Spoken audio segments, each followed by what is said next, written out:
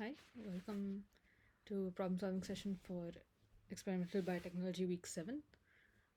As we've seen in the previous weeks, we've discussed a number of different chromatographic techniques like affinity chromatography and size exclusion chromatography and ion exchange, as well as some more basic separation technologies such as electrophoresis. And this week we'll be tackling a very new topic, which is the use of antibodies and so on in immunological assays and how we can use that in biotechnology. Okay, so get started.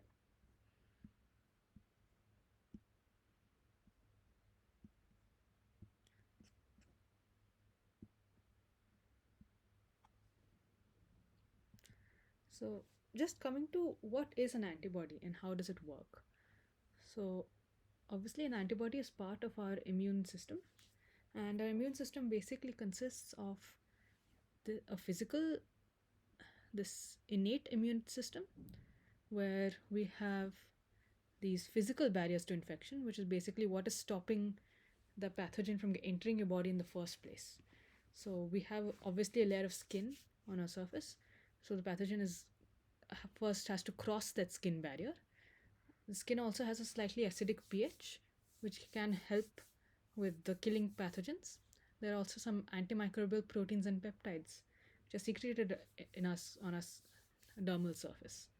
So these all form innate barriers to pathogens. So these act equally against all kinds of pathogens and form the first barrier to entry to the pathogens into our body. But suppose the pathogen is able to cross our skin barrier, then how can our body deal with it? Well, as you can see, there are a number of ways. Obviously, once a pathogen gets inside, it will cause damage or infection, whatever, as it seeks to replicate. And it can obviously infect a cell, right? It goes inside the cell and infects it.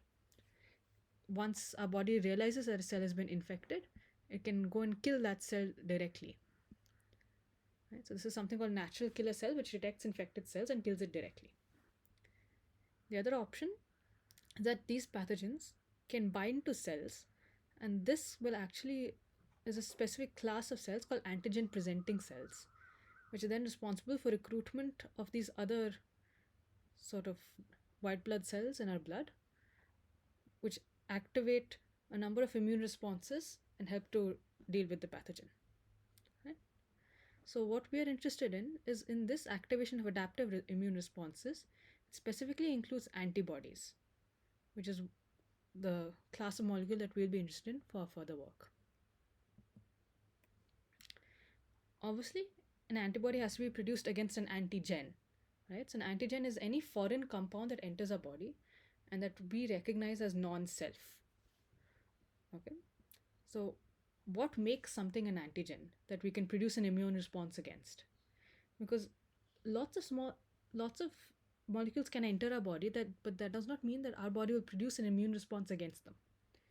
So there are certain prerequisites for what constitutes a good antigen against which is immunogenic, right? Which we can produce an immune response against. So one is that it should be foreign. Okay, our body is not going to produce an immune response against our own proteins, right? If you did, you would have an autoimmune disorder. Same way, if I take a protein like bovine serum albumin, okay, so obviously a protein from a bovine source like a cow. If I inject it into the same cow, it is not going to produce any immune response. But if I inject that BSA into a mouse, then the mouse will produce antibodies against BSA because it is foreign to the mouse. So the antibody has to be foreign to the system into which it is being introduced. Molecular size is also a factor. So the antigen should be fairly large. Okay, what we have seen, I mean, it's an empirical observation. There's no fixed formula, but it does seem to be that more large antigens of the size of like 100 kilodaltons or so are very effective at producing an immune response. Whereas if you go to smaller and smaller antigens, they're less likely to produce a strong immune response. Heterogeneity.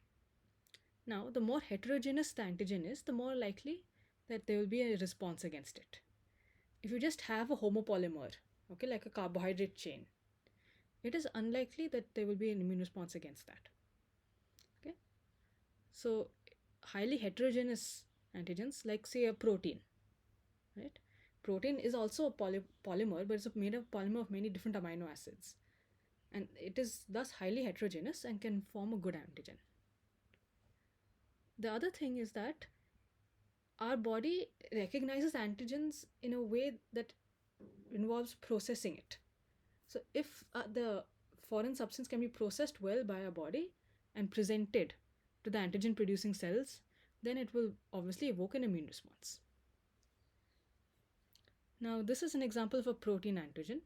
Okay, this is sperm whale myoglobin, and all these regions marked in blue are regions called epitopes of the protein, and those are basically regions against which an antibody can be generated. Okay, these are epitopic regions. Okay.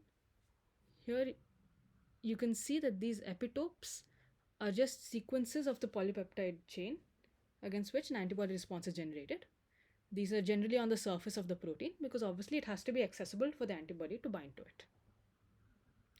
But just because an epitope does not have to be a continuous sequence in the polypeptide chain, it just needs to be some region which is spatially close that can be recognized by the antibody. So this is an example of something called a non-sequential epitope, where all these three red regions, you can see they're coming from different parts of the polypeptide chain. Right? This is coming from this helix over here. This is some other helix here. This is some other helix over here. So if I was to open up the tertiary structure of this protein, okay, and separate all these helices, you will see that all these amino acids marked in red will be quite separate and quite far from each other in the polypeptide sequence. But because over the course of protein folding, these regions have come together, these three regions are now in the same spatial locality, and why they all three of them are acting together as an epitope. Okay, so this is called a non-sequential epitope. Again, epitope is just a region where an antibody can bind to our antigen. Now, sometimes when we want to generate an antibody against something, if we are generating an antibody against maybe a big protein, then well and good, it will produce an antibody. But sometimes if we're dealing with some small molecules which are not fulfilling the criteria for generating an immune response, right? Maybe it's too small, or maybe it's highly repetitive. How we can still produce an antibody against that, and that is through this kind of procedure. So these molecules which are small and not immunogenic, they're still antigens but they are not immunogenic. They're called haptens. Okay, and if we do want to produce an antibody against an hapten, we have to conjugate it to a carrier protein. Okay, this carrier protein will be something like BSA. So here you can see I have one carrier protein, and on that one carrier protein they have conjugated multiple copies of the hapten molecule. And we are going to use this full conjugate as our antigen when we immunize our rabbit or mouse or whatever. And so when we do immunize our rabbit, this hapten is now acting like an epitope on the surface of the carrier protein, right? So when we immunize the rabbit, obviously there will be antibodies against the carrier protein, but as this hapten is now acting like an epitope, they can also be produced antibodies against the hapten. And maybe it could be possible the antibodies will recognize both of these. But what we are interested in is in this class of antibodies which are now generated against a hapten. So here you can see, here they've taken hapten dinitrophenol, right? It's just phenol ring with some substituents. And by itself it is not immunogenic, so when we're only injecting the hapten, no antibodies are formed. Again, if we inject our protein carrier, right, this carrier protein, then we will form anti-BSA antibodies, right? But if we inject a hapten carrier conjugate, then we will form antibodies against the hapten, against the carrier protein, and possibly against the both of them together. But the major chunk will be against our hapten.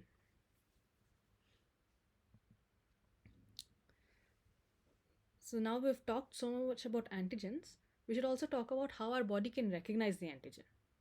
Right?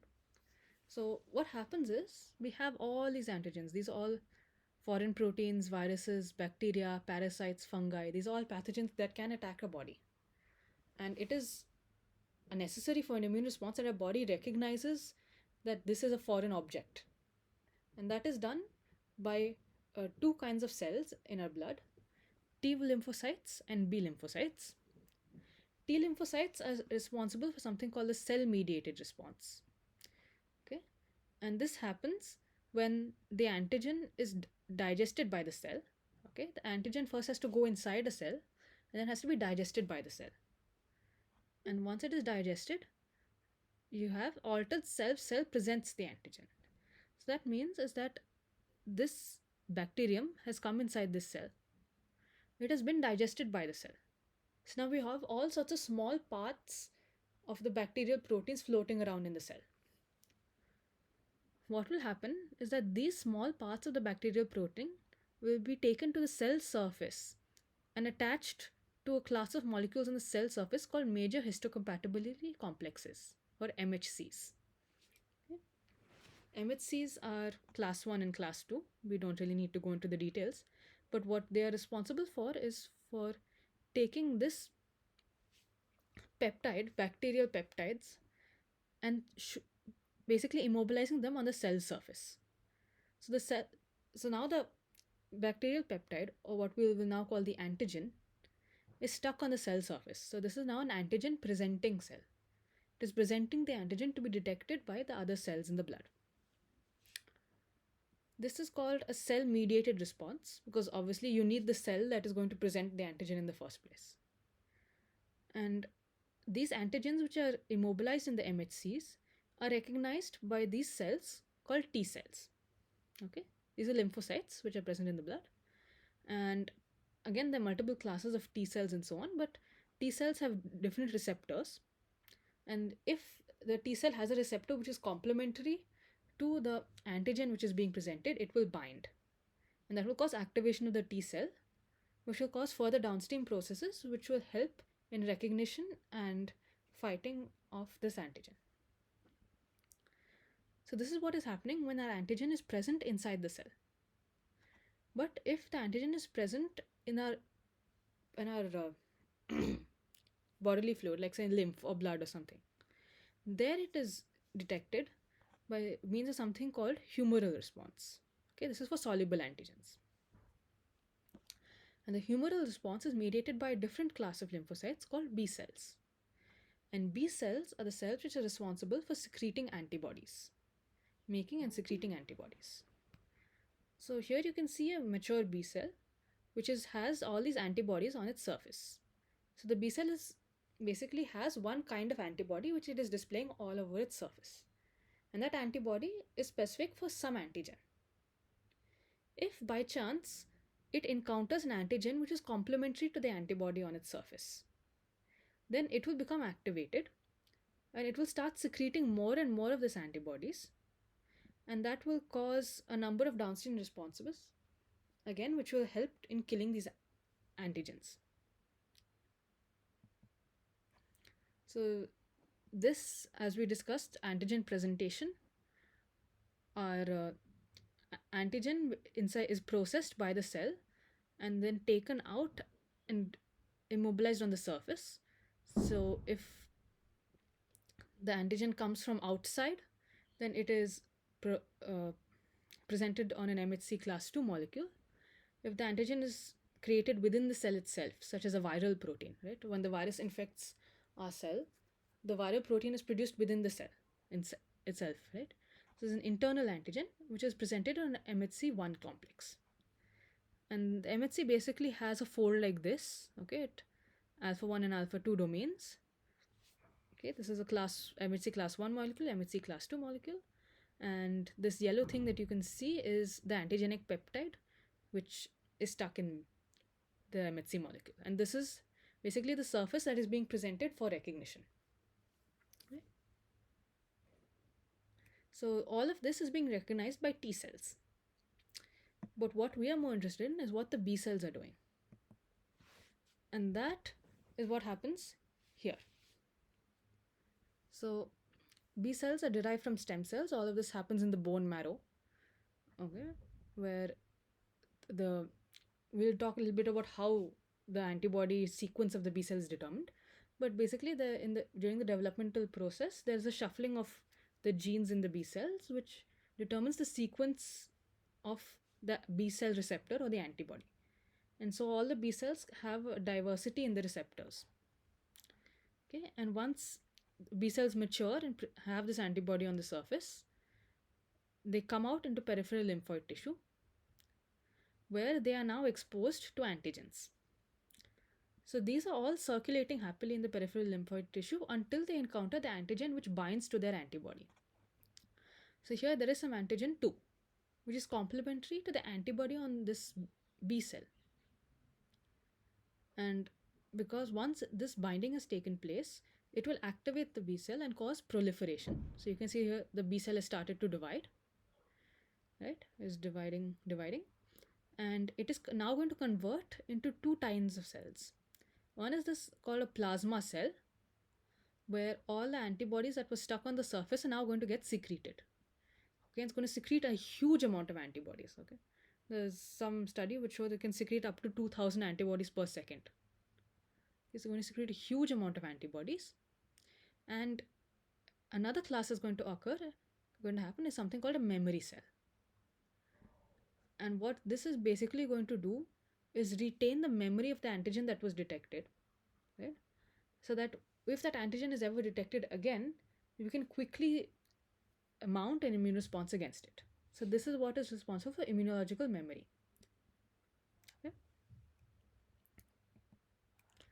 So as we discussed, what is immunological memory? Like we said, there are two kinds of immune defenses within a system. One is the innate immune system. So that is things like the skin barrier and so on. And innate is basically the immediate response when something enters our body. So response time is in minutes to hours. But it is not specific against the antigen, and its response will be the same every time it encounters an antigen. So here you can see if antigen A is infecting this individual, there will be some innate immune response which comes immediately after infection. After some time, if the same antigen A is infecting, we'll get exactly the same immune response. So it is not retaining any memory that we have encountered this antigen A before. Okay? And the major components are the barriers, phagocytes, and pattern recognition molecules. So these are not specific to the antigen as such. The other arm of our immune system is the adaptive immune system, as we just discussed. It contains B cells and T cells. Here you can see that this darker blue represents the adaptive immune response. And here you can see the response time is delayed, right? So it's taking place slightly after the initial immune response. And that is because you need some time for, say, the B cell to recognize the antigen, start proliferating, start secreting antibodies and so on. And so there is a delay in the response time, but you'll see that on repeat challenge, that is when antigen A is infecting this individual again, we are getting the response is not only much faster, right? So now the response time is comparable to the innate immune response, but you get a much greater immune response because it has retained the memory of antigen A. And since it has already recognized this antigen, it can quickly recruit the immune system to fight it. So the adaptive immune response is highly diverse and adapts to improve over the course of the immune response. It is more rapid and effective with each subsequent exposure, as we saw over here. And the major components are T and B lymphocytes, antigen-specific receptors, and antibodies. And as we discussed, here, if we just look at the adaptive immune response to antigens, if we first infect the individual with antigen A, we will get some primary anti-A response, right? So this is when the antibody is recognizing antigen A and proliferating and so on. If we then challenge it with a mixture of antigen A and antigen B, now antigen B is a new antigen for the system. So we are going to get the same kind of primary response. But antigen A is now a repeat antigen. It has already recognized this antigen.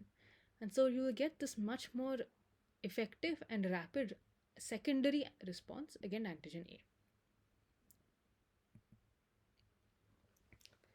So when we talk about antibodies, basically you will see there is this region at this side of the antibody which is responsible for binding to its complementary antigen. And they can bind all sorts of antigens. So this is basically a very small antigen. It's octopeptide, right? It's just 8 amino acids. This is the hormone angiotensin, and it is binding very deep within the binding pocket of this antibody. A more conventional antigen antibody interaction looks something like this, where this is the interface, this is the antibody, this is the antigen, this is an influenza virus antigen. And if we just separate these two for a bit, you will see that this interface is exactly complementary to the interface of the antigen, right? It is just through this shape complementarity that this recognition and binding can take place. Okay. So this is the classic structure of an antibody.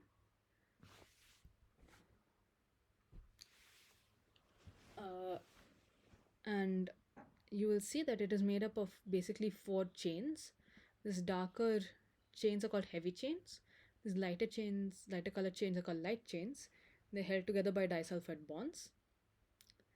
And when studies in antibodies were first going on, we discovered that different kinds of digestions separated this molecule into different fragments.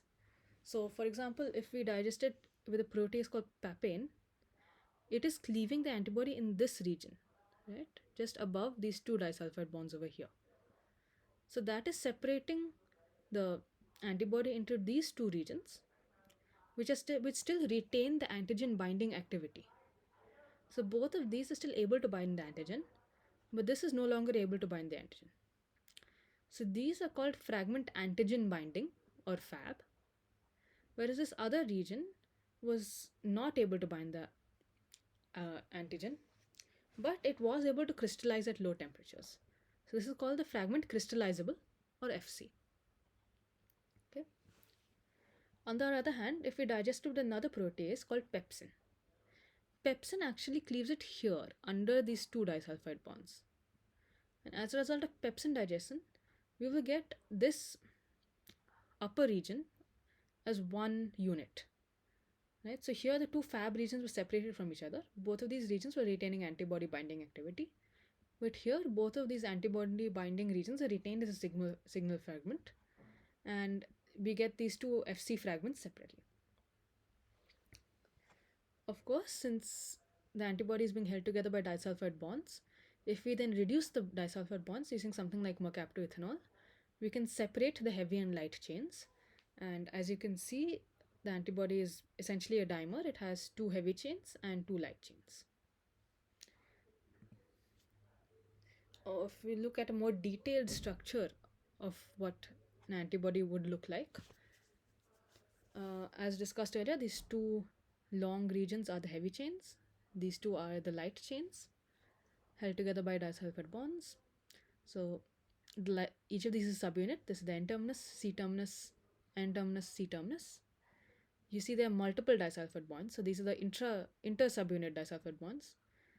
The 2 between the 2 heavy chains and 1 between each heavy and light chain. There's also a disulfide bond here within each of these segments. So each of these segments is actually something called an immunoglobulin domain. Okay, this is a typical fold that we see in antibodies. So in this typical one, you see the heavy chain is 1, 2, 3, 4 immunoglobulin domains, while the light chain has 2 immunoglobulin domains. Again, the antibody is further subdivided into other regions. So this is called the variable region, and this purple part and this red part is called the constant region. And the part which is actually binding to our antigen is this variable region. So all the antibody diversity is taking place within this region. So this variable region of the heavy chain, or VH, variable region of the light chain, VL, is the part which has the information of how to bind to the antigen. This rest of it is responsible for biological activity. So that will be responsible for binding to cells and so on. Here you can see the central black portion is the hinge region between these two constant domains. As well as that, you can see that some antibodies may have bound carbohydrates within this constant chain. Right? So, and again, because antibodies are extremely diverse, there are different kinds of light chains and different kinds of heavy chains. But this is not something we need to go into at this point. As we just discussed, each of these regions, each of these blocks, is a repetitive kind of domain called an immunoglobulin domain, okay, which has a structure that looks something like this. It is made up of between 7 to 9 beta strands, okay, it's just folded into this beta sheet. Okay, so this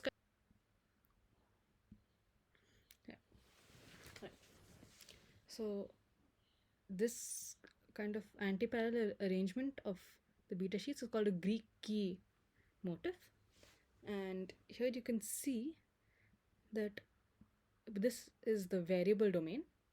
Okay, so this is again where we, as we discussed, this is where the diversity is lying, and here you can see something called the CDRs.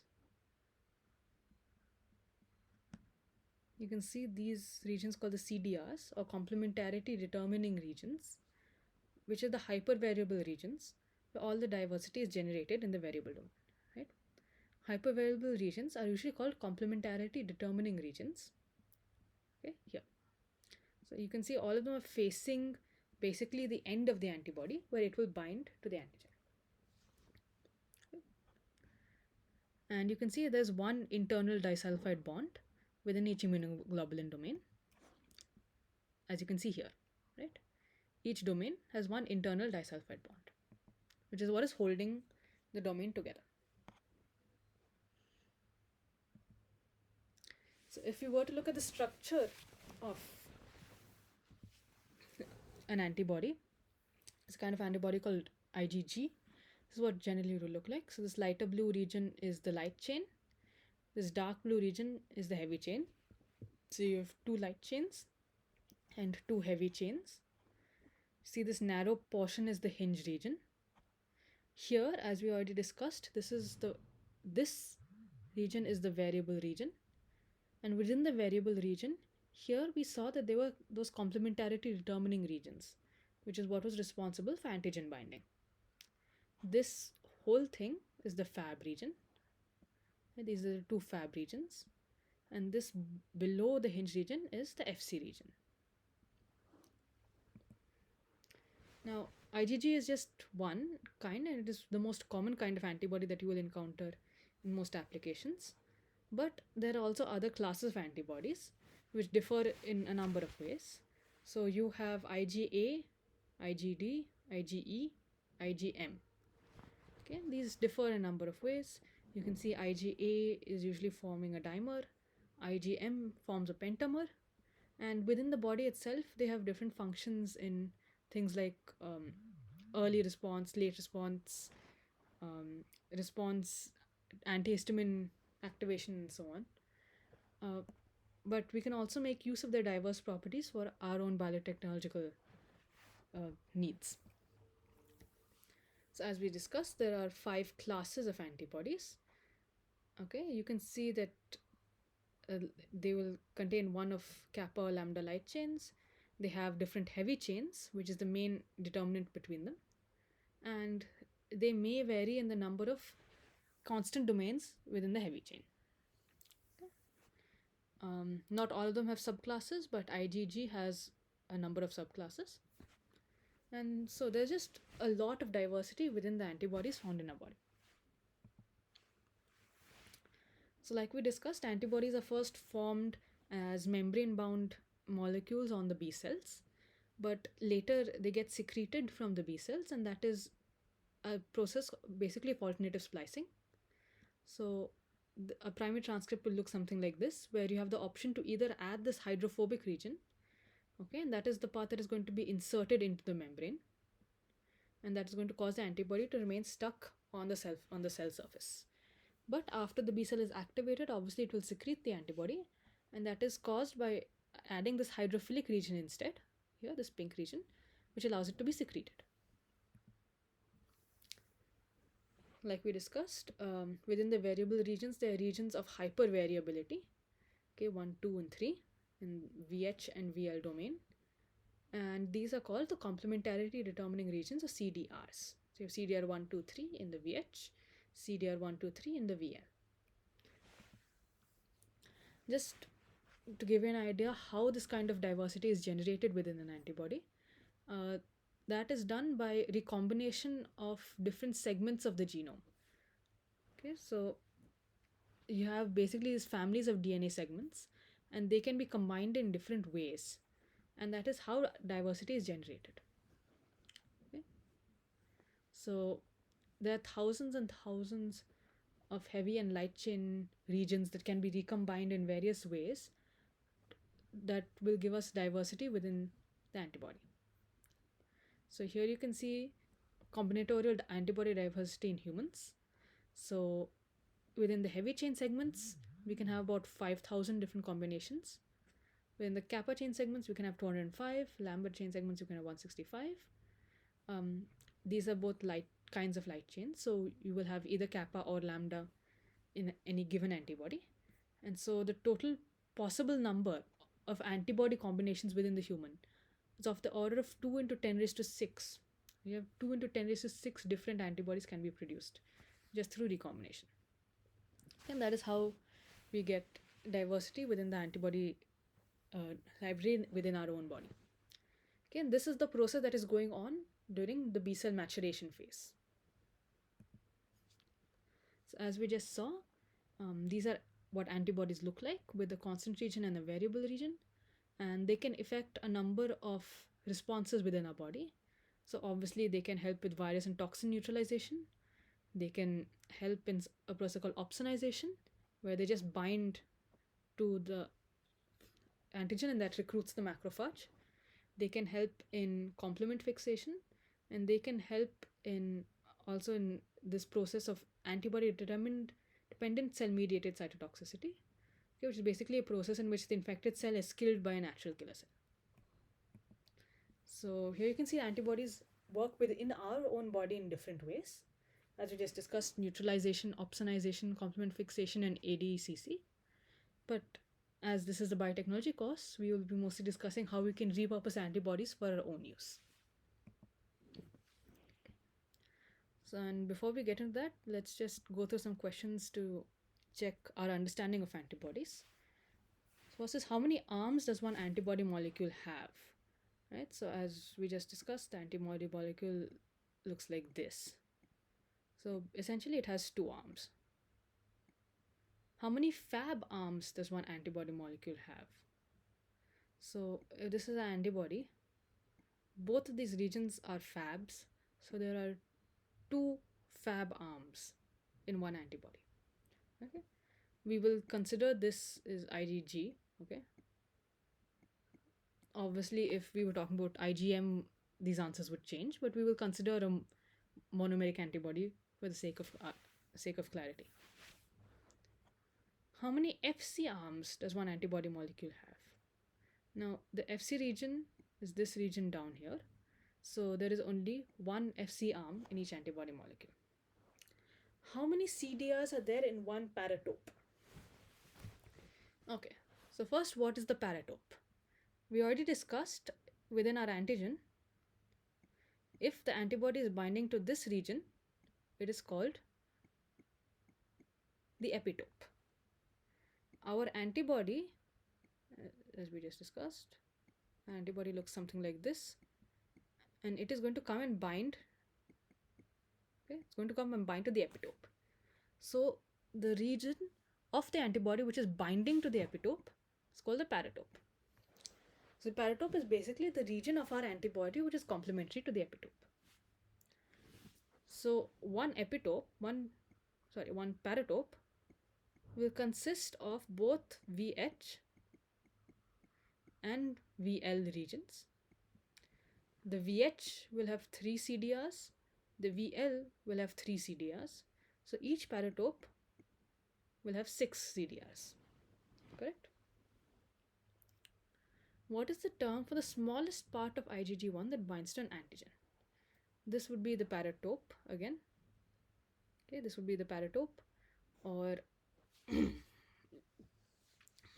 depending on where the variability is mostly localized, even only the VH or the VL region may be able to bind to the antigen. Okay, an IgG1 molecule has a molecular weight of 150 kDa. What is the approximate molecular weight of one IgG domain in kD? Now, first we have to think how many immunoglobulin domains are present within IgG1. Right, as we just discussed, antibody looks like this. Okay, each light chain has 2. This will have 2 IgG domains. This will have 2. So in total, our antibody molecule will have 2 plus 2 plus 2, 6 into 2, 12 immunoglobulin domains. So the approximate molecular weight, okay, we will obviously the hinge region will have some molecular weight and so on, but the approximate, if we just divide 150 by 12,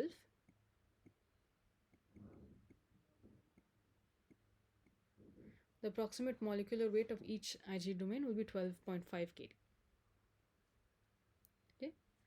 What is the approximate molecular weight of a single Fc in kilodaltons? The Fc region is this, right? Where we have 2 IgG domains in this heavy chain and 2 IgG domains in this heavy chain.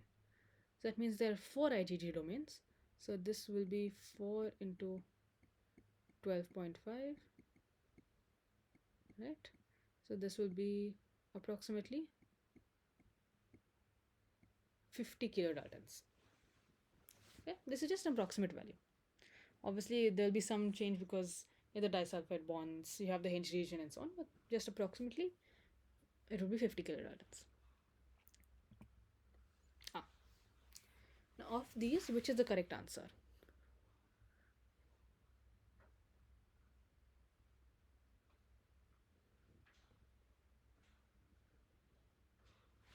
Okay. Antibody binds to the antigen. Yes, obviously, it's definition. When bound to microbe, recruits macrophages and other leukocytes to kill the microbes. Yes, that's correct. Defends thus against infections? Probably not the appropriate answer here. I mean, kind of yes, but it's not primary. It's not a function only of antibodies, but it does help. Carries oxygen to tissues? No. It's a hormone? No. Strengthens bones? No. So, antibody is basically responsible for these 3 functions. The antibody molecule consists of protein, obviously. There is no lipid, salts, sugars. There can occasionally be bound carbohydrates. Amino acids, obviously, because it's a component of proteins. Fatty acids, no. But immunoglobulin domains, yes. It is all things that are present in antibody molecules. Antibody is manufactured by, B lymphocytes, as we just discussed. Variable immunoglobulin domains are in the Fab, yes, are in all antibodies. They have disulfide bonds. They do contain the CDRs, right? The CDRs are where the variable part mainly is. They do not make up the epitope because the epitope is part of the antigen, but they do make up the paratope. They do not have the same amino acid sequence because obviously they are the variable immunoglobulin domains. A single IgG contains basically a beta sheet and a disulfide bond. Okay, so this is essentially what immunoglobulin domain will contain. So it's contain a hydrophobic core. Most proteins do. Okay, which of the following is not true? The term epitope is not synonymous with antigen. Okay? This is true, right? As we saw, the antigen is referring to the whole protein, but the epitope is only the region of the protein which is being recognized by our antibody. A viral protein may contain a large number of epitopes that are capable of interacting with many specific antibodies. This is true. There can be many regions of the virus that can interact with different antibodies. It's not necessary that one protein will produce only one antibody.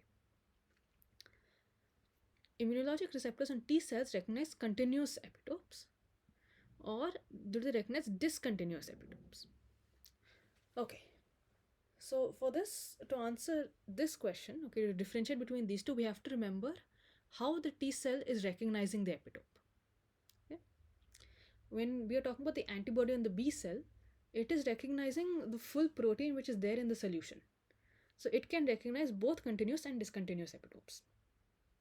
But when the antigen is coming to the T cell, it is happening after, right? We have this protein.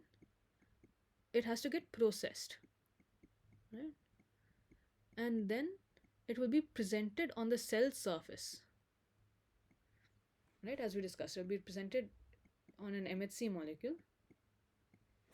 It will be presented on a cell surface, and this will be just a small fragment of the full protein. So, by definition, it will not, since it's only a small peptide, it cannot recognize a discontinuous epitope, right? Because that is coming because of the full conformation of the full protein.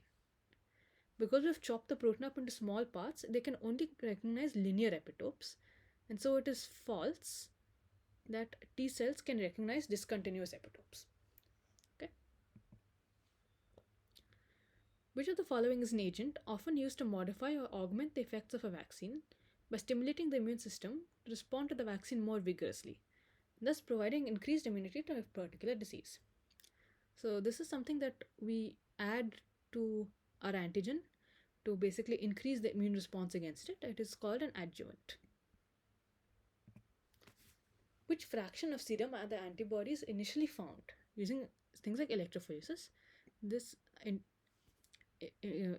antibodies are found in the gamma globulin fraction. Gamma globulin serum fraction contains predominantly which immunoglobulin? Within the gamma globulin fraction, we predominantly have IgG. Okay, this makes up about 70% of the serum antibodies. Okay, match the description with the term allows for flexibility. Flexibility within the antibody is present due to the hinge region. Binds the antigen. Obviously, the antigen is bound by the Fab region of the antibody. Binds to various cellular receptors and to complement. Right? This is the FC region. If you remember, we said that the FC region is the region that is responsible for the rest of the biological functions of the antibody. Okay. FC region has fragment crystallizable and Fab region. Okay. So which of the chains contains both the FC and Fab region? It is the heavy chain. Papain cleaves what region of the immunoglobulin? So if you remember,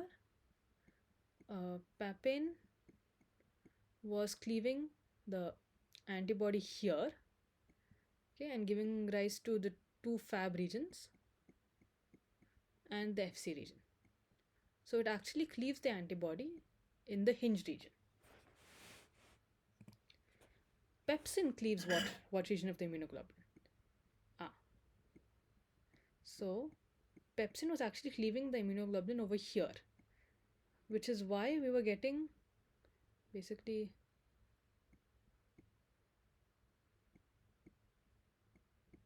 this Fab.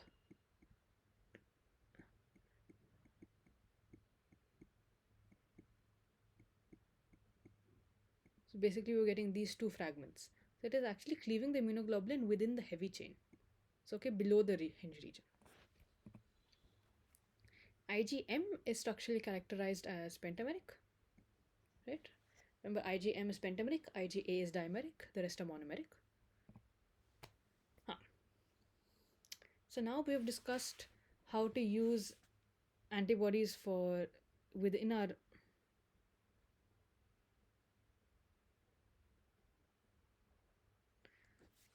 so here we discussed how to use antibodies work within our own body. But what uh, we are interested in as a biotechnologist is how to use antibodies for other purposes. So the first step to doing that is producing antibodies on a large scale against our basically antigen of interest. And that is done through something called hybridoma technology. So just an overview of how that works is we have our antigen of interest. It has a number of epitopes on it. Okay? And what we will do is inject this antigen into the mouse. When we inject the antigen into a mouse, obviously it will cause an immune response, and the mouse will start producing antibodies against our antigen. So we will give a couple of doses of the antigen in order to get a strong immune response against it. Okay. Now, if we isolate the serum of the mouse, right, or rather the blood, that is what is going to contain the antibodies against our antigen. Okay, and so we will have antibodies against all the epitopes. Okay, these are four epitopes, and we have formed antibodies against all four. Okay, so this is called a polyclonal antiserum because it has antibodies which are recognizing multiple sites on the same antigen. On the other hand, what we can also do is isolate the spleen cells of the mouse, okay, which is going to give us plasma cells. If you remember, when the B cells were activated by encountering the antigen, they differentiated into two kinds of cells. One was the memory cell and the other was the plasma cell. So this is the B cell, this activated B cell, which is secreting antibodies. So when we take our plasma cells and we hybridize them with a myeloma cell line, okay, this is basically an immortal cell line. Our plasma cells will die after some time. So in order to immortalize them, we can fuse them with a myeloma cell line. And these fused cells are called hybridomas. Okay? So they have properties of both the plasma cells and the myeloma cells. So from the myeloma cells, they will live indefinitely. And from the plasma cells, they will retain the antibody secreting function that they were using. And they will continue to basically they will continue to keep secreting the antibody of our interest. After hybridization, we want to select only the cells which have been properly hybridized. So that is done by using this medium called the HAT medium, hypoxanthine amoneptedin and thymidine. We'll discuss how the selection works. But after selection, basically you will get clones, okay, which are plasma cells for these four antibodies. Okay, and when from each of these clones we can get a pure solution of each of these antibodies. So now antibody 1, okay, I'm getting pure antibody 1, which is against my antigen of interest. But as it is only recognizing a single epitope within this antigen, it is now called a monoclonal antibody. So each of these are now giving us monoclonal antibodies because they are each coming from an individual clone. So just an overview here, we have isolated the antibody producing B cells from the mouse spleen, and we will culture myeloma cells, which are again our immortalized cell line. And when we fuse them with polyethylene glycol, we will get these fused cells, right, hybrid cells. We will also get individual B cells and individual myeloma cells which have not fused in the process. And what we want to do is get rid of them. And so you can see, if we start putting a selection pressure on these cells, you can see initially we have a lot of cells within this plate, but as we keep putting selection pressure, this colony will grow over time because it is able to survive in the selection pressure. while the other cells are dying. So over the course of 8 to 10 days, we're able to isolate only our fused cells. And since each of these colonies is coming from a single cell fusion, each of these will give us a monoclonal antibody. So how does hybridoma selection work? So this requires a medium called HAT, hypoxanthine aminopterin and thymidine. So these are basically supplemented into the regular cell culture medium. And what these do is basically interfere with the DNA synthesis pathway of our cells. And that is how we are going to basically block their survival. So here's an overview of the DNA of the nucleotide synthesis that goes on in human cells. You will see that essentially there are two kinds of pathways in which nucleotides are synthesized. So one is you can see from first principles. Okay, aspartate, carbamyl phosphate, glutamine, PRPP. So this is something called the de novo pathway. Basically, new nucleotides are getting synthesized. Right? They're getting synthesized from the building blocks. So it's called de novo nucleotide synthesis. And this de novo nucleotide synthesis can be blocked by this drug called aminopterin. Okay, this is blocking de novo nucleotide synthesis. So now our cells are forced to get nucleotides from another source. Okay, it's called the salvage pathway. And that is basically using a preformed nucleotide. So it's hypoxanthine for purines and thymidine for pyrimidines. Okay? And this is going to be taken up into the pathway and going to be used for the production of the other nucleotides. Right? Since you're basically taking the preformed nucleotide from the environment and modifying it, it's called the salvage pathway. Now we have already blocked the de novo pathway in aminopterin using an aminopterin. Now within our myeloma cell, okay, which is the immortalized cell line, we will now make a mutation in either this hypoxanthine processing enzyme called HGPRT or this thymidine processing enzyme called thymidine kinase. Okay, so basically what we are going to do is make sure that our myeloma cell line is deficient in the salvage pathway as well. Okay, we have anyway supplemented these two building blocks in our medium, but our myeloma cell is not able to utilize them. So when we look at what happens in the selection, our myeloma cell line is immortal, but it is HAT sensitive because we have made the mutation in thymidine kinase or HGPRT. Okay, as a result, within the HAT selection medium, it is going to die because it's unable to synthesize DNA. Okay, so thymidine kinase or HGPRT mutation causes loss of function in the salvage pathway, and aminopterin is anyway blocking the de novo pathway, so it is not able to synthesize DNA and it will die in some time. Our normal cell, which we have isolated from the mouse, it is not carrying any mutation within its enzymes or anything. But even though it is able to carry out functional DNA synthesis, it is not immortalized. So it will eventually die because of limited number of replication cycles. Right? It is a mortal cell. So as long as we keep culturing the cells, they will eventually die. But if both of these cells are fused properly, then this TK minus mutation will be complemented by the TK plus gene present within the B cell. Right? So it will retain thymidine kinase action and it will also be immortalized, right? Because it is containing the myeloma cell. So it is immortal and restored DNA synthesis. So it has rescued ability to synthesize DNA due to restored thymidine kinase function. So over a period of time, say 8 to 10 days, the only cells which are able to survive in the selection medium will be our hybridoma cells. This is how we carry out the selection procedure. So here we see the aim of monoclonal antibody production is to produce cells that only secrete immunoglobulin directed against the antigen used in immunization. Which of the following hybridoma production steps is not correct? Okay.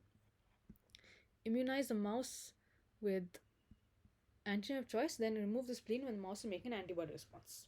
Yes, this is what we have to do. Fuse the immune cells with the myeloma tumor cell. Yes. Cells are cultured in a selective medium, allowing fused and non-fused cells to survive. No, right? A selective medium, as we just discussed, is only allowing the fused cells to survive. So this is not correct. Cells are grown in individual culture well plates, and culture supernatants containing the hybrid cells are screened for presence of desired antibody, obviously. This clone is an immortal producer of the desired monoclonal antibody. Okay, this is the main takeaway from this procedure, that we have now created immortal production of our desired antibody, and it is going to produce a monoclonal antibody. It is directed against only one epitope of our antigen. If we want to measure what is the affinity of our antibody for an antigen, we can do experiments like this. Okay, it's called surface plasmon resonance. The number of experiments you can do to check how the binding is taking place. But essentially, what is going on here is our antibodies are immobilized on the surface. Our sample is flowing over the surface. And when this binding is taking place, it is causing a change in the signal. Yeah, signal. We have a light beam coming from here and being reflected from here. And when this binding is taking place, it's causing an interference with this light beam. As a result, we can measure the strength of the binding between our antibody and antigen. Okay. As we discussed, our main purpose was to repurpose these antibodies for our own diagnostic tests, biochemical assays, and so on. And so here you can see a number of assays that are done using antibodies called immunoassays. So you can have precipitation reactions, agglutination reactions, enzyme-linked immunosorbent assay, immunofluorescence, flow cytometry, etc. And these differ in the amount of antibody which is required for detection.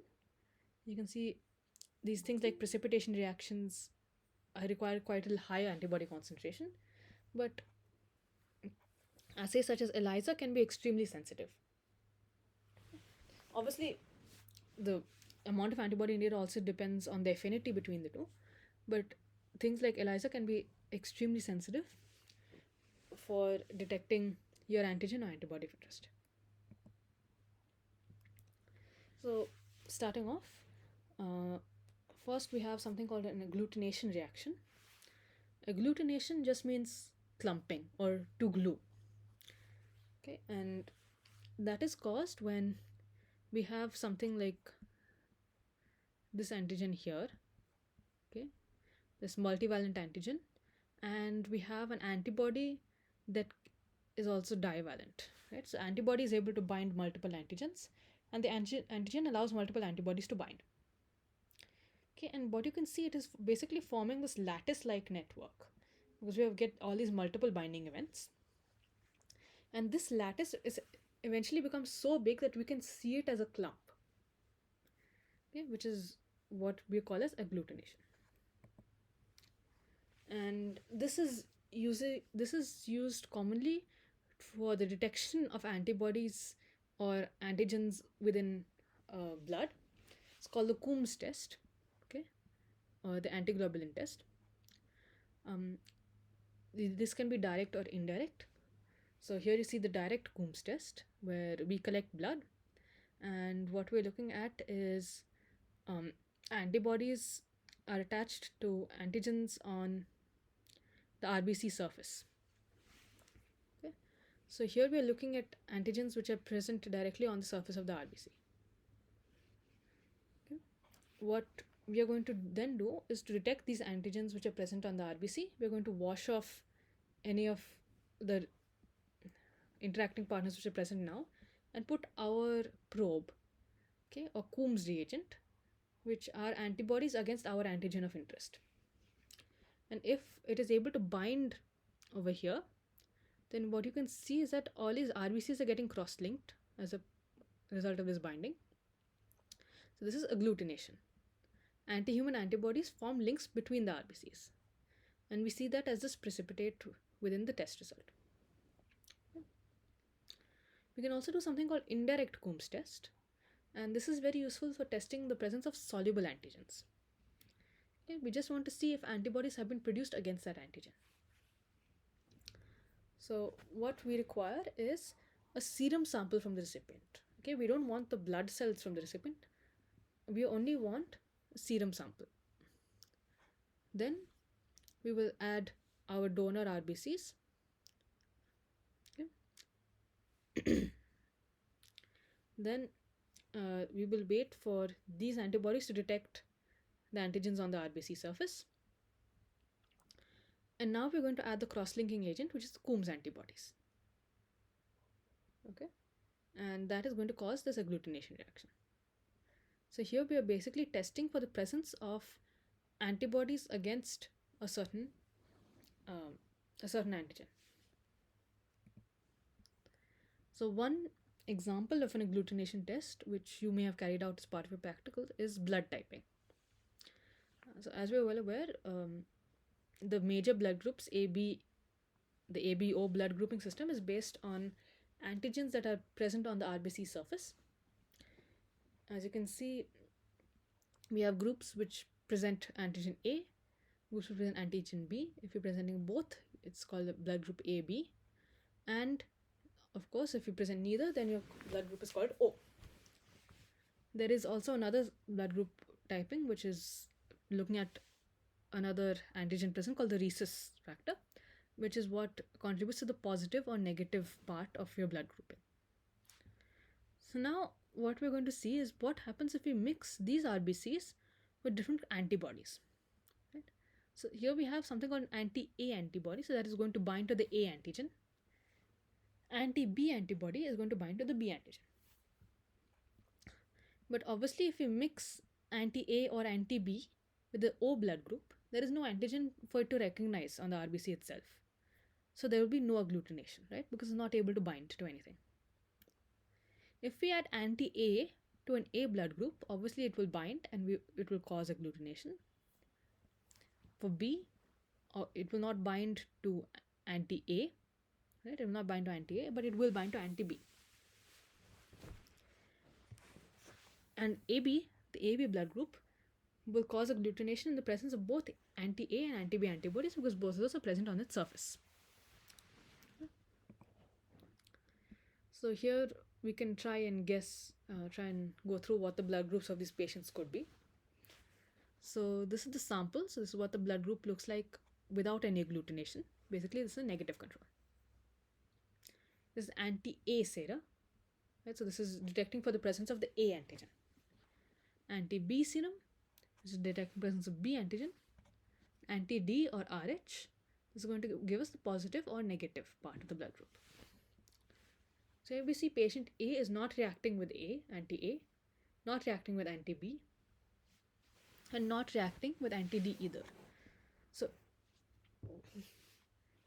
none of these three antigens are present on the surface of these RBCs. So the blood group of this patient is O negative. Right? Patient B, on the other hand, it's reacting with anti-A, anti-B, and anti-D. So his blood group will be A, B, positive. Right? Because all three antigens are present on the RBC surface.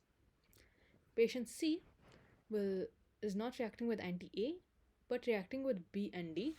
So obviously A is not present, so blood group should be B, positive. And then let's look at patient D. Is not reactive with anti-B, not reactive with anti-D, but it has reacted with A. So he is A, but as the RH serum is negative, he is A negative. Okay, so this is how we can carry out blood typing.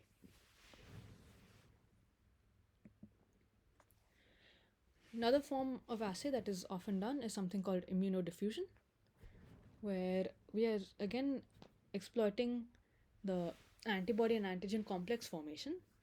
And what we're saying is when the antibody and antigen complex is formed, it can increase to such a size that it actually precipitates out of the solution. Okay, and if we carry out this reaction in a gel matrix and allow the antigen and antibody to interact with each other, it will precipitate within a zone and cause like a white line that is visible within the gel matrix. This is called the precipitin line.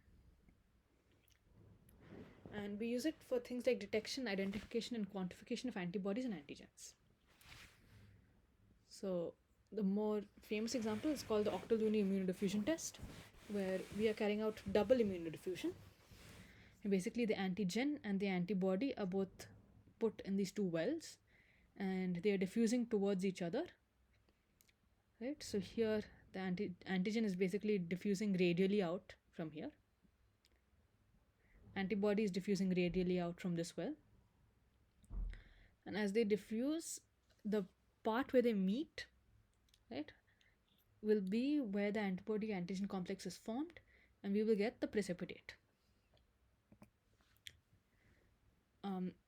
The antibody precipitate does require that the antibody and antigen are present in roughly equal concentration. Okay. So if my antibody is here, okay, this is my AB, and my antigen is here, and they are diffusing towards each other. Obviously, over here, the concentration of the antibody will be very high. Here, the concentration of the antigen is very high. So this region will be called the antigen excess zone. This region will be called the antibody excess zone.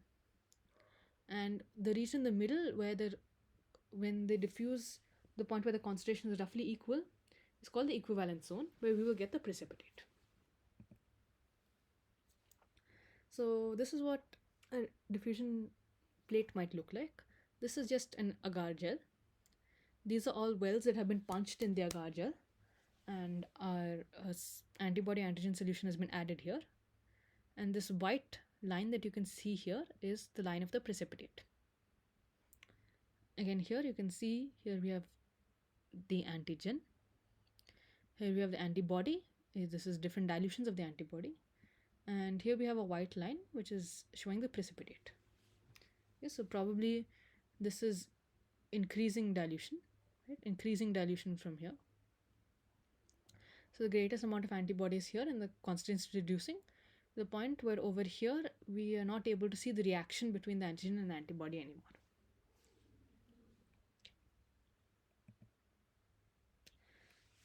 One more thing we can do using this test is sort of look at the similarity between different antibodies, okay, or how similar they are at recognizing the same antigen. Okay. So here, if we put, say, the antigen in the center well, and you have different antibodies in the outer wells, the pattern of this precipitate line tells us about the degree of similarity between these antibodies. Okay. So here you see something called non-identity, right, between these two. Okay. This is the same as this. So what is happening is that A and B are completely separate. They are reacting with two different parts of this antigen. Okay, and as a result, A is forming this precipitin line all the way here, and B is forming this precipitin line all the way here. If there is some similarity between these two antibodies, okay, partial identity, what is going to happen is we are going to get the sort of curving effect. We're not going to get the same X shape. Okay. So here, basically what is happening is that because both of these antigens have this A1 region in common, okay, we are not going to get this full X effect. We're going to get a slightly curved line, and this region which is indicating the part which is unique to these antibodies. Okay. If both of these antibodies are exactly the same, we're going to get something called full identity, okay, which you can see here, where we are not going to get any crossover whatsoever. We're just going to get this smooth curve because both of these are acting as basically the same antigen or same antibody. Okay. So since both of these are not being distinguished by this antigen over here, we will get a smooth curve which indicates full identity or that both these are exactly the same. So as you can see, this can be useful as a diagnostic test, and it can be useful to determine the degree of association between the antigen and the antibody. But since it does require a very large amount of the antibody, it is not used on a regular basis in a diagnostic sense. So just some more questions. Which of the following does not participate in the formation of antigen antibody complexes? Covalent bonds. It is not a covalent interaction, right? It's a temporary interaction. It's reversible. Octolony double diffusion is carried out in a dash medium. It's carried out in a semi-solid medium. Okay, agar is a semi-solid medium. Double diffusion is based on the principle of agglutination. So it would be more correct to say that agglutination is based on the principle of precipitation.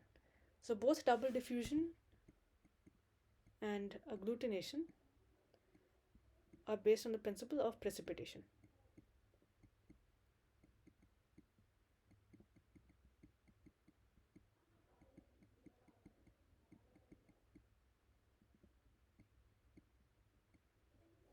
Okay, so this would be the more correct statement, but it is widely true that double diffusion is based on the principle of agglutination.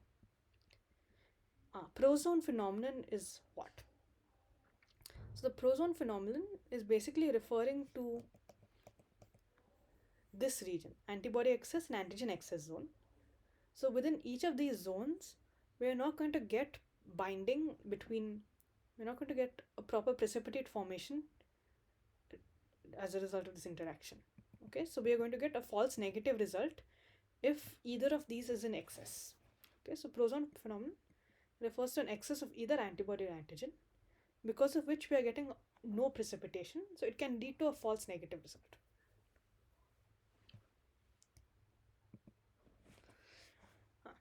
Another immunodiffusion technique is something called radial immunodiffusion, which is a more quantitative technique to measure antigen concentration. Okay, so like earlier, what we had done in Octoluni was make an agar gel as it is, and then punch holes and add an antibody or antigen for it to interact with each other. What is happening in radial immunodiffusion is that we are going to add the antibody inside the agar itself.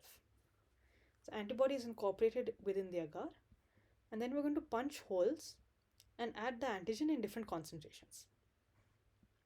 Okay, and as the antigen diffuses outward, it is going to form this precipitin ring, and the greater the degree of diffusion, basically the more antigen that was present within the concentration within the sample to begin with. So here you can see this is a serial dilution of the antigen, and at different concentrations we are getting rings of different sizes. Okay. Another technique is something called immunoelectrophoresis, where this is basically a two-step protocol, where first we have the same agar gel as always, and what we're going to do is basically look at this. If we have a crude antigen, maybe we don't have a purified antigen, but we still want to check its interaction with the antibody, we can then first separate it on a gel. Okay, so we have cast this gel, we're applying voltage, and we're going to punch wells for the antigen. So here you can load your crude antigen and then separate it according to electrophoresis. Okay, like we discussed, due to the charge applied in electrophoresis, the components of the antigen will separate according to their mass by charge ratio, and we will get basically here the separated components of the antigen. After the separation has taken place, what we're going to do is cut a trough where we can add our antibody. And now once we add an antibody, the antibody will diffuse towards our antigen. The components of our antigen, which is separated along this line, can now diffuse upwards and interact with the antibody. And as with earlier, we get a precipitin arc where the zone of equivalence is there between the antigen and antibody. And obviously, the relative distance of this precipitin arc will also tell us something about the concentration of the antigen which is present, right? So, for example, if the antigen was present in lower concentration, instead of getting this arc over here, maybe we would get the arc over here. Or if the concentration was even higher, the arc would move all the way over here. So same way, we get also getting an idea of the concentration of antigen present in the sample. Okay, immunoelectrophoresis technique is protein migration by electrophoresis and immunodiffusion. Obviously, it is both, since step 1 is causing protein migration and step 2 is causing immunoprecipitation. So both of these. Zone of equivalence is dash. Concentration of AG and AB are different? No. Concentration AG and AB are optimal, AG and AB opposite. So it should be optimal for the precipitation to take place, which is called the zone of equivalence. Precipitin reactions for AG and AB are insoluble. Right? If they were soluble, they would not see any precipitate. Right? By definition, the precipitate has to be insoluble. In immunoelectrophoresis, the AB is filled in the trough, right? So we have cut this trough in which we're going to fill our antibody, so that this antibody can diffuse in this line and interact with all the components which are separated during electrophoresis. Another technique that can be done using antigen-antibody interaction is something called immunoprecipitation.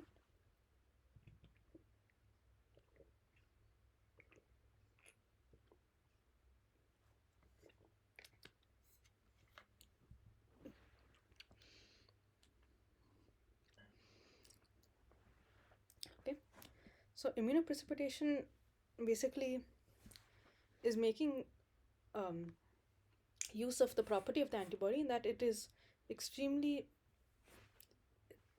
sensitive way to detect our protein of interest in a huge milieu, a huge mixture of many different proteins. So here we have an antibody which is going to specifically bind to our protein. Okay, it's not going to bind to any of these other proteins due to its high specificity. So within this, it can even be a cell lysate. We'll add an antibody of interest. Okay. It is going to bind to our antibody. Okay. This complex is what we're interested in isolating. Then what you can do is somehow we now want to remove this complex from the mixture. So one option is to add protein A or protein G. Okay, these are proteins that bind to the Fc region of the antibody, like this. And because of this binding, this complex will become very big and it will become insoluble. And it will basically fall out of the solution. So if we centrifuge the solution, then all of the soluble material will be removed and we'll be left with our precipitated complexes. Okay. So this is the basic protocol of immunoprecipitation. You can also do, if you want to specifically recover our antibody, there are other ways to do it. So for example, we can conjugate the antibody to a magnetic bead or something. And then once we bring the magnet, we can easily separate the antibody and whatever is bound to it. Right? So there are a number of ways in which you can do this, but this is the basic protocol of immunoprecipitation. And what this is doing is purifying our protein of interest. We are taking out our protein of interest from a very large and diverse mixture. There are other variants of immunoprecipitation. So it's a very powerful technique to study protein-protein interactions. So for example, here we are looking at a cell nucleus containing two interacting proteins of interest. Now say I have an antibody against this red protein, and I know that the red protein is interacting with something else. And I want to find out what its interacting partners are. And I can do this technique called co-IP or co-immunoprecipitation. Okay, so what is happening is that, okay, I know that I have to isolate my red protein because my antibody is against red protein. Okay, so it is in the nucleus. So we will isolate the nuclear fraction. Then add antibody directed against one of the proteins of interest. Okay, so I will add my antibody against the red protein. Then I will precipitate it from the solution as we discussed previously. So here the bead is added, it is immunoprecipitated. Wash and collect the immunoprecipitated proteins. Okay. And what we are going to see is here what is going to be captured in the antibody is not only the protein against which the antibody is directed, but also any interacting partner of that protein. So if we then do this Western blot, okay, or if we then run the sample on the gel, okay, let's not talk about Western blots right now. We'll simply talk about SDS page here. Okay, we'll run the marker here. If we just directly run this nuclear extract, we'll get so many bands, right? We'll get all the proteins which are present within the nuclear extract. Okay, and we won't be able to properly analyze which of them is interacting with our protein of interest or not. If I have a negative control, okay, where I'm carrying out this whole procedure but I'm not putting any antibody, right? So I'm just going to centrifuge this, remove the supernatant, but I'm not put any antibody, then ideally I should not get any band over here, right? Because nothing will precipitate from the solution. But if my co-IP has worked properly, then within this precipitated region, we should get a band for our antibody. We should get a band for our antibody. We should get a band for our protein, which we already know the antibody is directed against. Okay, so this is the band for the red protein because we already knew antibody is binding to that. But if any other interacting partner was present, maybe we can get a band for that also. Right? So if I'm getting additional bands due to co-IP, that can indicate that there was some other protein that was interacting with my protein of interest. And I've been able to pull down both of them from the cell. Obviously here you have to be very careful with the washing steps and so on so that you can be confident that what you're getting is actually an interaction, it's not just a contaminant. But co-IP can be a very powerful technique to discover unknown interactions, unknown protein-protein interactions. We can also use immunoprecipitation to discover protein-DNA interactions, right? Here we're talking protein-protein. Here we want to talk about protein-DNA. Okay, so this is specifically for DNA binding proteins. So this will be for things like transcription factors and so on. So that we know are going to bind to DNA. So how this works is we will isolate the nuclear fraction and cross-link the protein to DNA. We don't want, so we will just stop the reaction there. We don't want the protein to come off the DNA. We're going to isolate both of them together. So we'll have a cross-linking reaction where the protein will be cross-linked to DNA. Then obviously the DNA is a very big molecule. If we now try to extract the protein from here, we'll get a large amount of DNA which is not relevant to our interest. So then we can shear the DNA strands through sonication. Okay. And now when we are left with cell lysate, we can attach the antibody and then use beads to immunoprecipitate the target protein. Same procedure as earlier. Okay. So within the precipitate, so again within this cell lysate, we'll get all of these DNA fragments with protein bound, and they're going to stick to the antibody, which is going to stick to the bead. So here on the bead you can see we have the protein stuck to the DNA. Now we already know what the protein component of this is because our antibody was recognizing that. But what we wanted to know is which DNA sequence it is binding to. So now what we can do is reverse the linking reaction that we did earlier. Okay, and now we will get free DNA. And we can sequence that to know which sequence of DNA it was binding to. And if you're very lucky and the procedure works well, you can actually map where in the genome this protein was binding.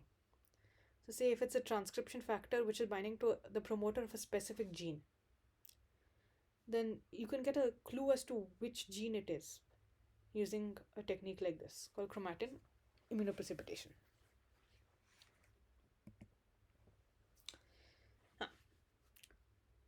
Now, as we discussed earlier, when talking about things like um, immunodiffusion and so on, we can use those to characterize antigen antibody interactions and in diagnostic tests. But we said the drawback was that a large amount of antigen and an antibody was required. It was not a very sensitive test.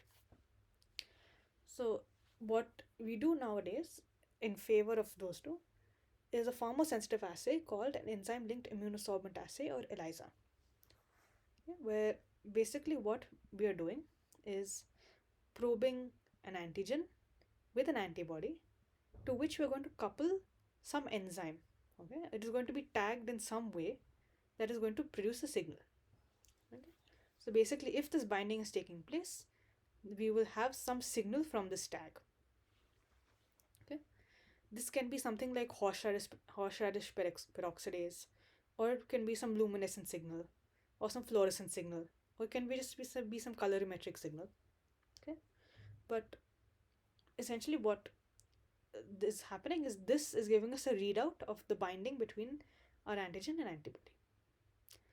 So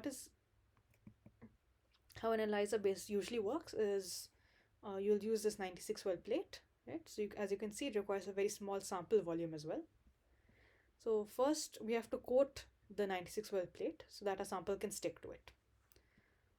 And then we'll add the antigen onto the plate, and because it is coated already, it will be adsorbed on the plate and it will get stuck. Then we don't want that our antibody should bind to random places in the well. So we will carry out something called blocking. Okay? So this will probably be some buffer like BSA, where it is going to block all the unrelated protein sites to make sure that our antibody is binding specifically to our antigen. It's not going to bind non-specifically. Right? Now we are ready to detect. So after we remove the blocking buffer and wash the plate, we can add the enzyme conjugated antibody. Right? So this is an antibody. It's conjugated to the enzyme. When the antibody is added, it will go bind to our antigen, which is there on the plate. And then for now we need to detect it somehow. Right? So this is called readout. We will remove this buffer, wash it to get rid of any of the antibodies which are not bound specifically. And then we will add the substrate for the enzyme. That will produce some readout. It could be colorimetric, so you can see all these variations in color. Right? All of these are basically showing the strength. So this may be a very high amount of antigen present in this well, a very low amount of antigen present here. It's giving us a readout of the amount of bound antibody present in each well. So this is basically the workflow for the simplest form of ELISA, which is called direct ELISA. So as we discussed, the antigen is first immobilized. It is detected by one antibody which is linked to an enzyme, and when we add the enzyme substrate, we get a readout. So obviously this technique has very few steps, so it's quite fast. And since there are very few steps, it is also unlikely that we will make an error in actually carrying out the assay. So if we just want to analyze an immune response to an antigen, this might be a very good choice. Okay? But there are some issues with direct ELISA, and that antigen immobilization is not specific. Right? If I'm putting here, I've just coated the plate. So any protein that I put over here will bind. Right? So if I'm putting some crude sample, it's a cell lysate or something, then all the proteins in the cell lysate can bind to other well, including the target protein. So it is possible that we'll get a lot of background noise within this technique. Okay? The other issue is that I'm having some primary antibody against my protein of interest. Right? So this is going to recognize only this protein, hopefully. but this antibody is directly linked to the enzyme. So if I want to carry out this assay for multiple proteins, then all of those proteins should have their own antibodies, and all of those antibodies should be linked to the enzyme. So I need a different conjugated antibody for all of them. Okay? And the other thing is that each antibody bound here will give a signal. So there is no amplification of signal as such. There is a one-to-one relation between the signal and the number of bound antibodies. So it is not as sensitive as some of the other modifications that you will discuss for ELISA. So we just discussed something called direct ELISA. Now we will talk about indirect ELISA.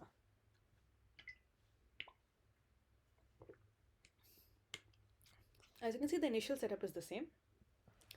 The antigen, first we have the well, which we have coated, and we've allowed the antigen to adsorb on it. Okay. And what we're going to do is now probe it with this antibody against it. This is the primary antibody. But here you will see the primary antibody is not linked to any enzyme. Okay. This primary antibody is not conjugated. Instead, what we're going to do is add a conjugated secondary antibody. Okay. So I have some secondary antibody which is recognizing this constant region. Okay. And that is the region that is going to give me the signal. So when I add the substrate, the secondary antibody is what is going to give me the signal. Now, the obvious advantage of this is that more than one secondary antibody can bind over here. Right? So one is already bound over here, but another one can bind over here. So this can actually give me more signal than the previous assay. So it can be a more sensitive assay than the direct ELISA. Now, I only need to label the secondary antibody. What the secondary antibody is recognizing is this Fc region of the primary antibody. And these secondary antibodies basically come as things like anti-mouse, anti-rabbit, and so on.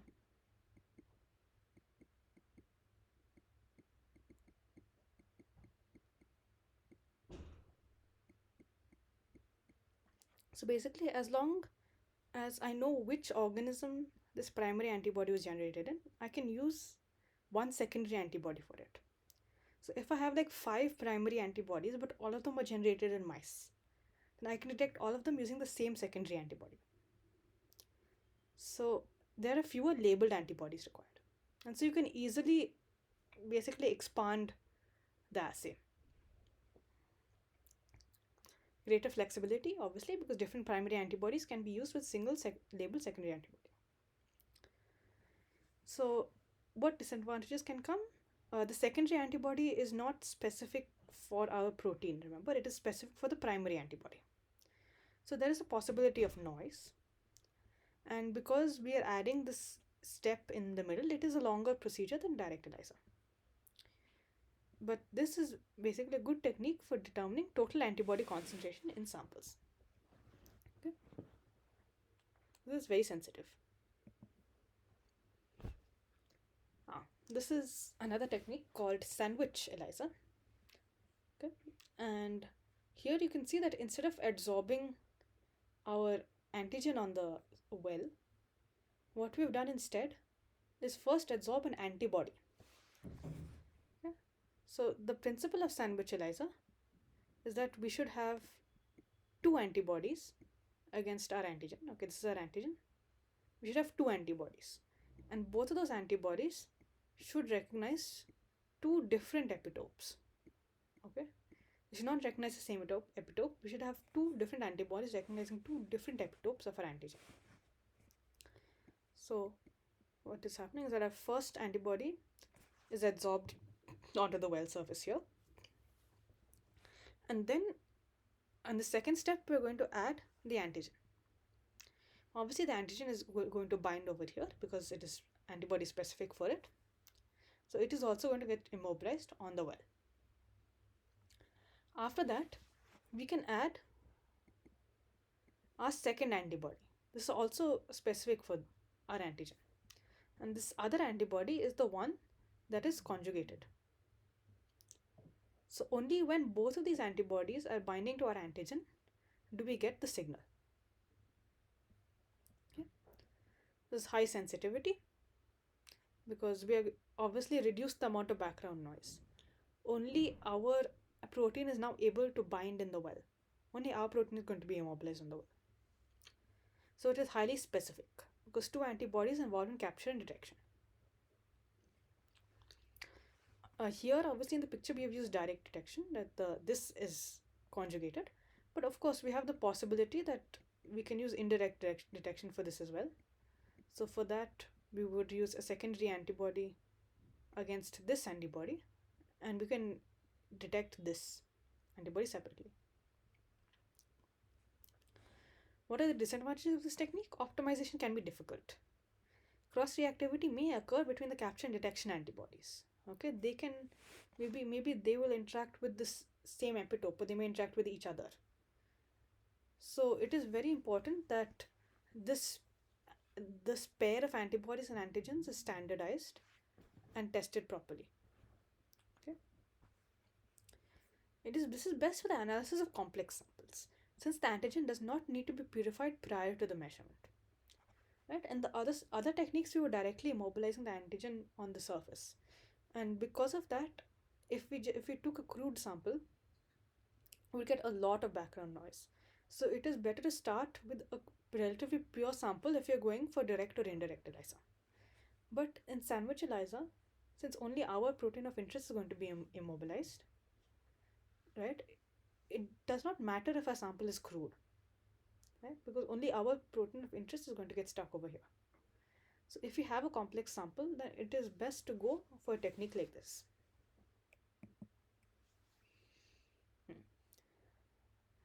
And the last kind of ELISA that we will discuss today is something called competition or competitive ELISA. This is a slightly more complex technique where essentially what you're going to do is measure, basically you are going to measure the concentration of an antigen, okay? Measure the concentration of antigen as a result of it competing with a known antigen. So let's just go through the protocol. We have, first we're going to coat the full well with a control antigen. Okay. What we already have in this is a control antigen, and we have an antibody against it. And this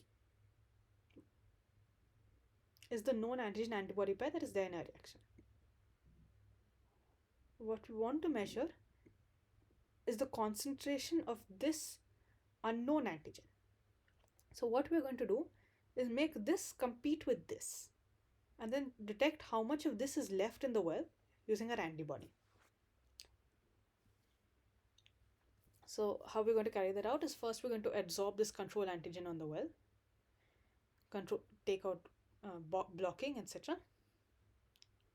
Then prepare the sample and detection antibody mix. So we are going to mix both of these and put it in the well. Then we're going to add our detection system and we're going to see what the readout is. Okay. So basically what is going to happen here is, I say I have all these antigens immobilized here. If the concentration of this antigen is very high, it is going to replace the control antigen within the well.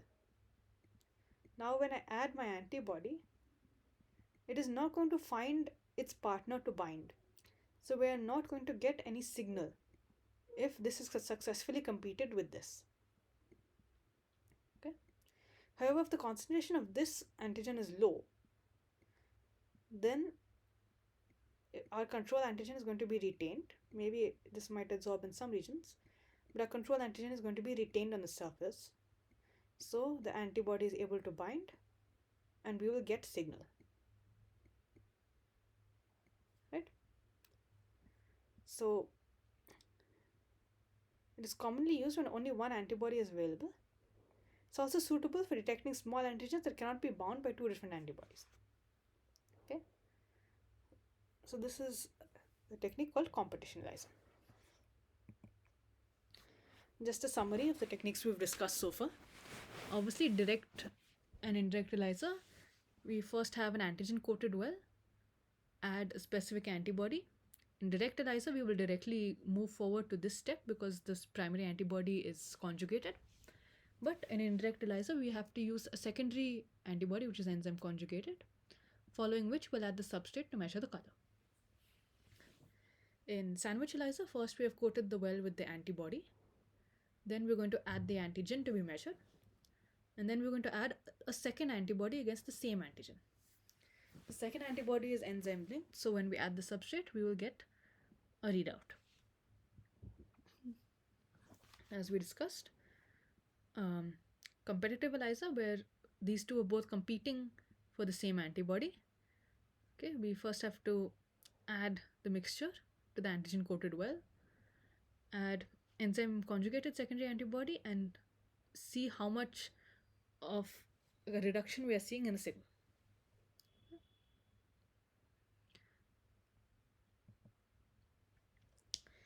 Now we've talked a lot about enzyme being linked to the this antibody, but what kind of enzymes are we linking? So we are linking enzymes called horseradish peroxidase, and there are various options for how we want to detect it. One is just a colorimetric readout, where basically we'll see a change in color. So maybe it will go from light blue to dark blue, or from yellow to brown, or something like that. This is a less sensitive technique, okay, but we can detect it using a standard absorbance plate reader. So this is something that can be readily done in most labs. The other advantage is direct visualization. So even looking at the plate, you get some idea of how the assay has worked, and high reproducibility. You can also go for other forms of detection like fluorescence. Okay, this is more sensitive. You require a fluorometer to detect it. What fluorescence is a more sensitive technique, so you get a higher dynamic range. However, of course, you need to use black microplates for detecting it. The most sensitive technique is something called chemiluminescence, where you require luminometer plate reader. So you require a very specialized piece of equipment for it. It's the most sensitive detection strategy, but you should also have the right equipment to make use of it. And finally, the last technique that I'll discuss today is something called Western blotting, which you may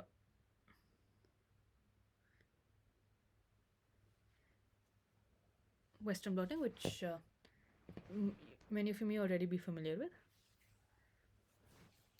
Okay, so this is basically a technique which is an extension of gel electrophoresis, where we are detecting specifically a sample of our interest within a complex mixture.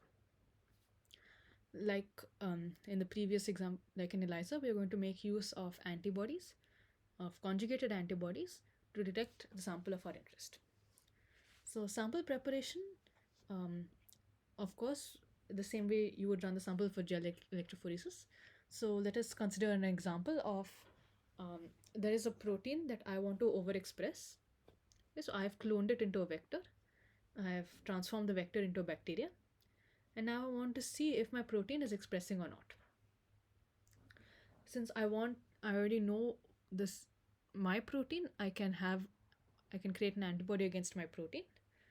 And what I want to know is the level of expression under different conditions. So for that, I can first grow my bacterial culture.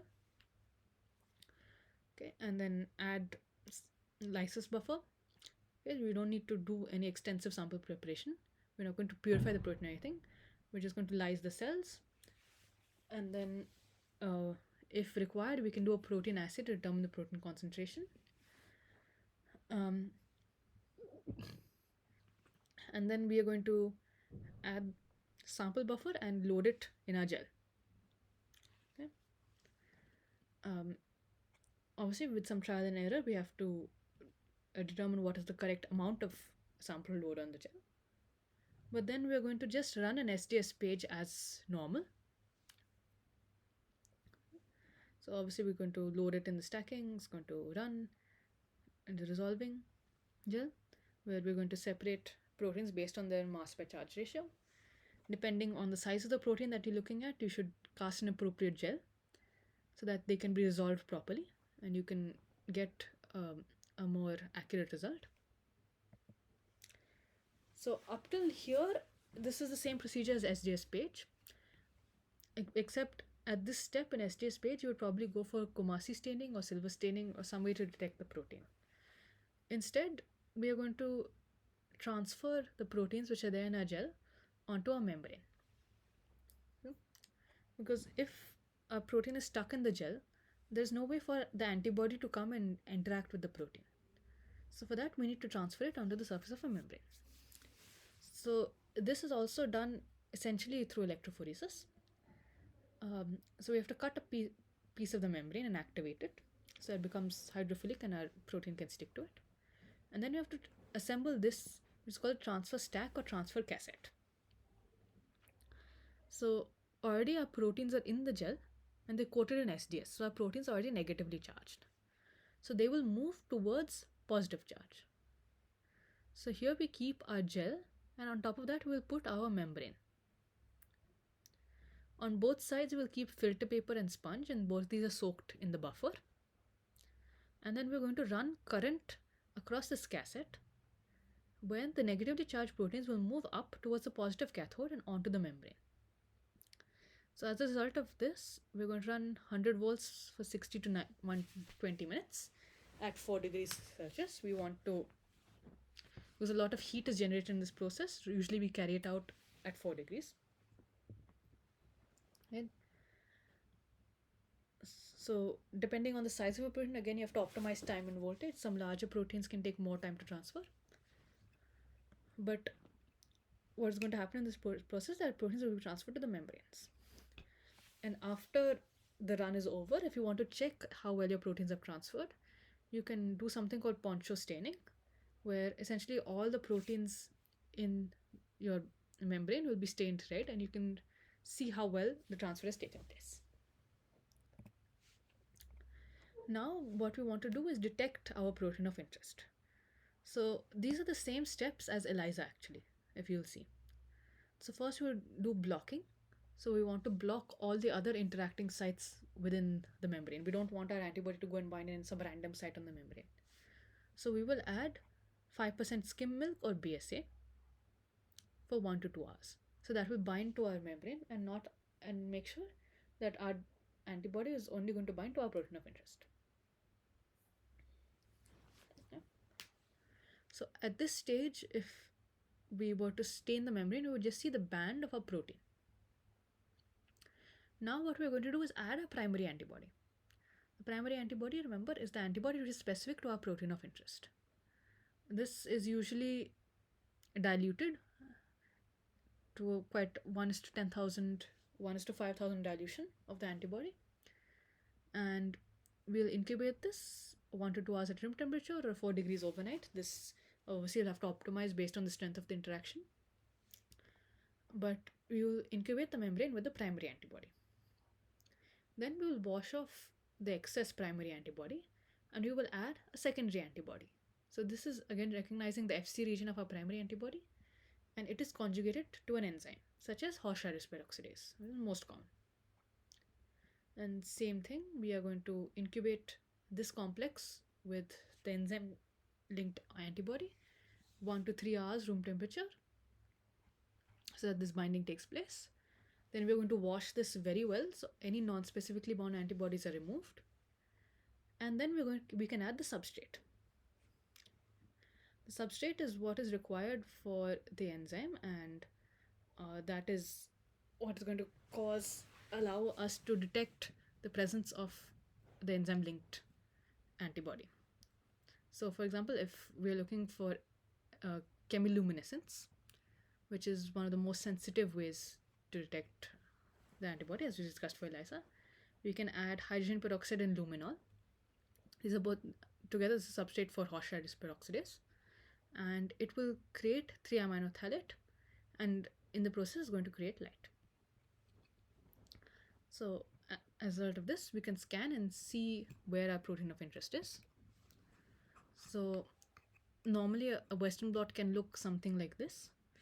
So if I have a dilution series of my protein, so this is beta catenin, then here you can see with increasing concentration of these proteins, we get increasing intensity of the band.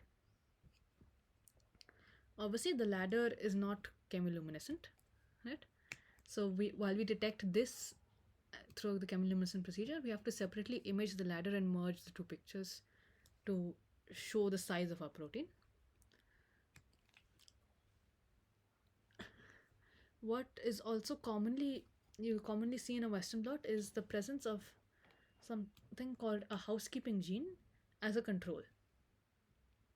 Okay, this is essentially a loading control to show that any differences between these bands is not due to a difference in the amount of protein that was loaded, but due to an actual physiological difference between your samples. So, for example, if I want to compare these two bands, right? So here, obviously, I'm seeing I have more protein in this band and less protein in this band. But I can achieve that even by diluting this sample 1:10 and then loading it again. So now what has happened is just the total protein in the sample has reduced. But what I actually want to show that these are two different phenotypes. So this is without drug, I'm getting this much protein, and when I add the drug, I'm getting this much protein. And to prove that these are two different phenotypes, often what people will do is develop a part of the blot separately, something called a housekeeping gene. Okay? This is something that is constitutively expressed in all cells. So usually you will see GAPDH or tubulin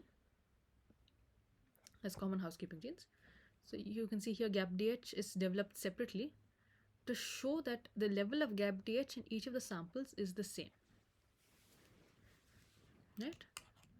And what that is telling you is that the total amount of protein in each sample is the same. Because if you were doing any dilution or something like that, that would reflect in the band intensity of the housekeeping gene. So this is just taken as a loading control, often to show that sample concentrations were equal at the time of loading.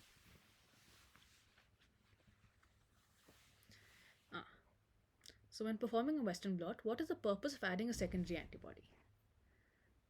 The purpose is usually to allow for detection of the protein sample.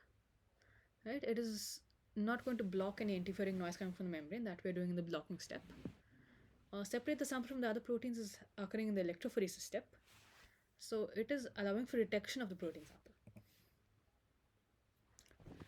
A student researcher overexpresses an exogenous protein in cell culture and wants to determine if that protein is in fact overexpressed. Okay, this is an example we just discussed. Which technique would be best? Right? Of these, EMSA, southern and northern blot are mostly techniques related to nucleotides. Right? So northern and southern blot are going to measure the level of RNA and DNA expression, while EMSA is measuring DNA protein interaction. So the best way to actually determine the level of protein in your sample is to do a Western blot. This is directly going to look at the protein concentration. After proteins are run on an STS page, a transfer is executed. What is the purpose of the transfer in Western blot protocol? Is it to denature the proteins? No. Visualize the proteins around the gel? No. Probe the gel with an antibody to detect protein of interest is the next step after transfer. What transfer is doing is moving proteins from STS page gel to a nitrocellulose membrane. Which of the following is not a similarity between ELISA and Western blots, two common protein detection methods? So as we discussed, ELISA and Western blots have a lot in common, but there are some differences also. Right? Detection of proteins using antibodies specifically generated against antigen, this is common for both of them. Requirement of antibodies conjugated as a marker for detection, this is common.